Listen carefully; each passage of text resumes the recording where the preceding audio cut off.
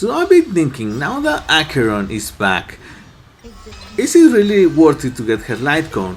Now, I managed to pull it off. I have Acheron's light cone right now. It's equipped in this team with Yankyu, Pela, and Ranmei, and I want to test it. I want to run it out. I want to show you the power that has Acheron with her signature light cone, and I want to test her also with the Sleep Well light cone, which is the free-to-play option that we can run for her. And I want to figure out if it's worth it to get her light cone or her Eidolons. Now, I'm gonna leave you right now, and I'll be right back with the full build. So yeah, I managed to pull along the passing shore. This is the signature light cone for Acheron. So increases the warrior's crit damage by 36%. When the warrior's hits an enemy target, inflicts Mirage Fizzle on the enemy, lasting for 1 turn. Each time the warrior's attack, this effect can only trigger 1 time on each target. The warrior deals 24% increased damage to targets afflicted with Mirage Fizzle, and the damage dealt by ultimate additionally increases by 24%. Now, we saw this in action previously in the fight a few seconds ago.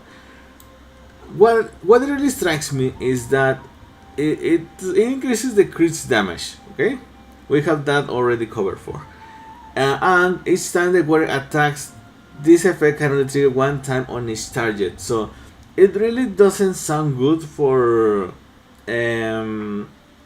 one boss's enemies, since we are gonna be able to only use this 1 time, and if the boss is pretty tough, which has mostly been in the current meta, this light cone isn't gonna do that much. Now, the crit damage is perfectly fine, but for example, my Acheron right now has 65% of crit rate. I should be working this out to improve this stat, so I can take the most advantage of the crit damage stat. So right now I have this set going for. I have more than 4,000 of attack, which is pretty good, honestly. Her ultimate, I have her at 1010. I'm only lacking a little bit of work on the talent. But yeah, this will be the build for the previous set. I'm gonna go back to the fight where I'm gonna use the Sleep Well light cone, and I'm gonna go back to you with the light cone description. So now we saw her previous fight with Acheron light cone. I changed the light cone to the Sleep Well. It's a free-to-play option, as I said before. This light cone has a very different set of buffs for Acheron, but it actually works. So right now I'm seeing like I'm doing the same amount of damage that Acheron usually does. Right now I have Pela and Yankyu going first, which causes the debuffs, perfect for Acheron to come in and defeat the enemy. So right now we're gonna defeat the battle, and I'm gonna show you the full light cone effect and the conclusion. Alright, now we have the previous fight. We had the Good Night and Sleep Wet light cone, which has a bit of difference description and a very different build for Acheron. So for every debuff target enemy has, the damage dealt by the warriors increases by 21%, stacking up to 3 times. This effect also applies to damage over time units. So for every debuff the target enemy has, this light cone works with my team because I have Yankyu and I have Pela. Pela is gonna afflict the defense reduction on the enemies, which counts as a debuff, and Yankyu's abilities also count as another debuff. So I have 2 Nihility units, I have a lot of debuffs going for, and this light cone perfectly improves Acheron's damage based on those 2 units. If I didn't have Yankyu or Pela, this light cone wouldn't work as well.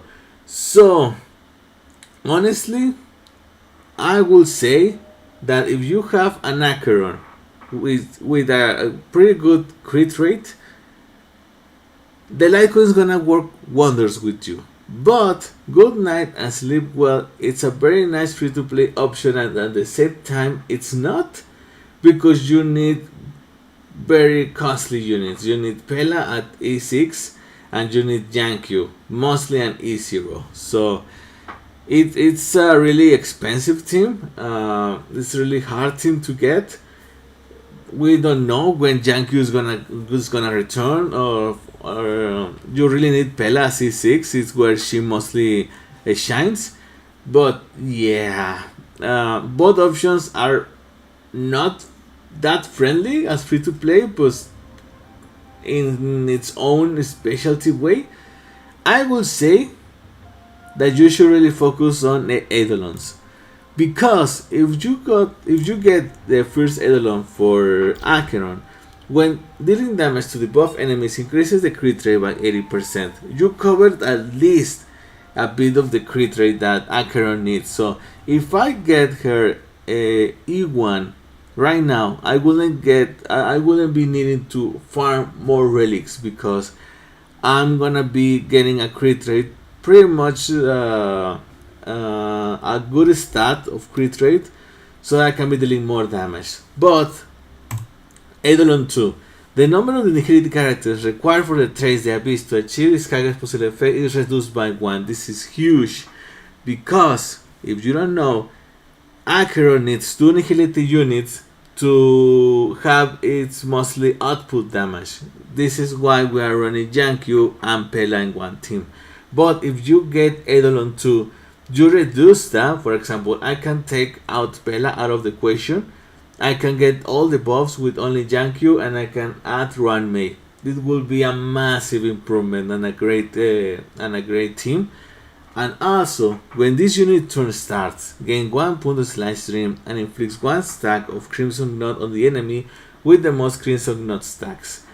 This is also very good, because you need the momentum. You need to wait a bit of a turns to properly prepare these attacks.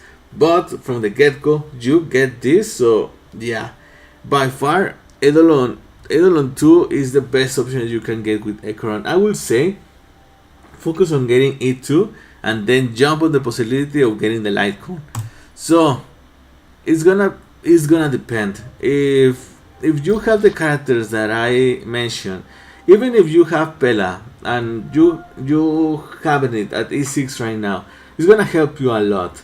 You're probably gonna need another nihility characters to add to your team. I don't know, maybe if you don't have Yankyu, you can probably add Winnafen right here as an, if you have her, right, because 4-star characters are also a very bit difficult to get. But yeah, both Lycons are good, depends on the units you have. If you have good night and sleep well, you're gonna be dealing a lot of damage if you have the correct nihility characters. But if you decide to get her Lycon, it's gonna shine on her own.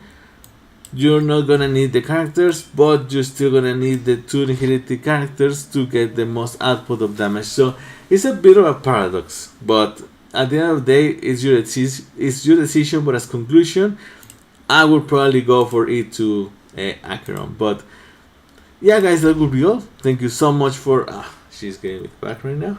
Thank you so much for watching. I really hope you enjoyed the video. If you did, consider subscribing to the channel. I'm gonna leave 2 videos at the end. I hope that you enjoyed them. And if you want to support the channel, I'm gonna leave you with a little bit of options down below. My name is Jules, and I'll see you in the next one.